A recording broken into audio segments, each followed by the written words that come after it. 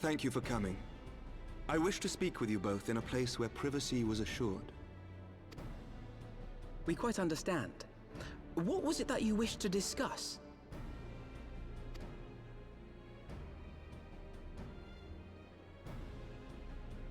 With my father's passing, the seat of the Archbishop lies vacant.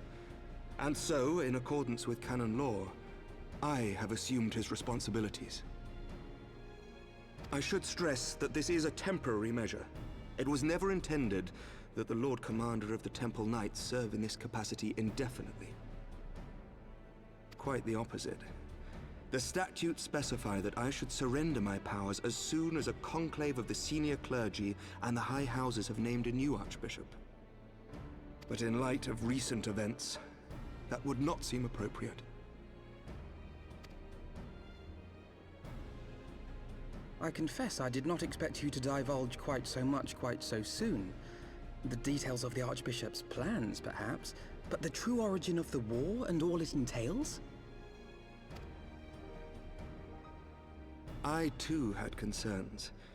But when the Warrior of Light is witnessed returning to the capital upon the back of a dragon, one's options are rather limited. Mayhap I could have concealed certain details, but for how long? And at what risk? Should the truth have come to light in the meantime, how would the people have viewed my silence? After 1,000 years of lies and secrecy, I could not well abuse their trust and hope to be believed. The time for deception has passed. I only wish the people agreed. That some would deny the truth I had anticipated, but not this many. And among the few who acknowledged that my father had to be stopped, no small number questioned our methods.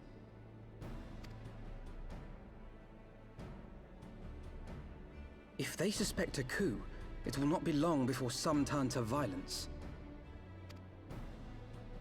It has already begun, and that on both sides. Men and women of the cloth are being harassed in the streets. Some have even been assaulted in the Broom. Hilda and her people have formed a watch to help us maintain order, but such measures will not prevent the unrest from spreading. For all our talk of peace, the people remain frightened and confused. For their sake, we must bring the Dragonsong War to a definitive end.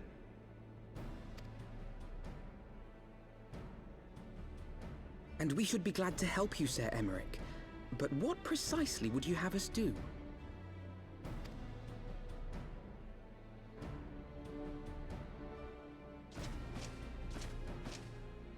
We wish to treat with the dragons of Annex Shrine. To that end, I would trouble you for an escort and an introduction.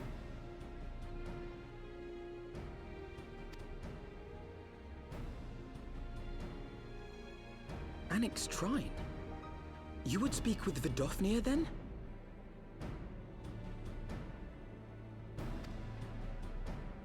We must needs open a dialogue between our peoples. Acting as my representative, Lucia will extend an invitation to their leader, that she might visit us here in Ishgard. Were she still with us, I would of course have beseeched Isel's assistance in this matter. But as she is not, I must ask that you aid us in her stead. Will you do us this favor?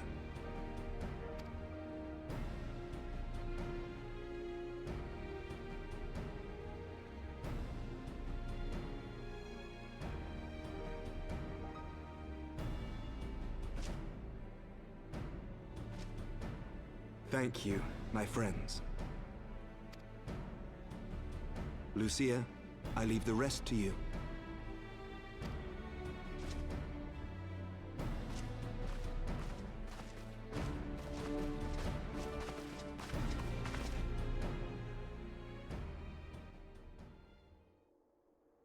In the wake of the Archbishop's fall, the nation of Ishgard trembled, the faith of her people shaken to its very core.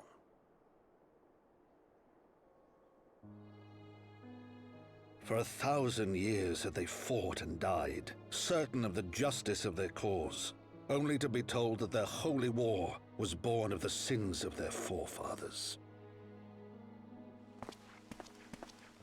What then for those brave men and women, thus stripped of their righteousness but to despair, to deny the truth and decry its speakers?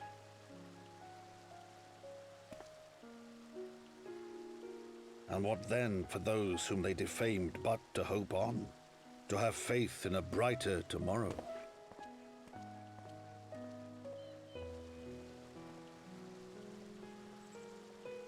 A tomorrow in which man and dragon might live together in harmony, then as distant as the very stars in the heavens.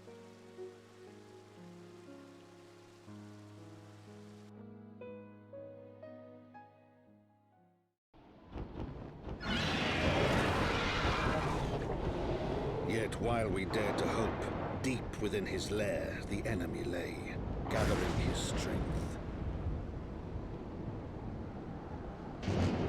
Nidhogg, now possessed of his 2 eyes and the body of the Azure Dragoon, prizes to which he had laid claim at the very hour of the hero's triumph.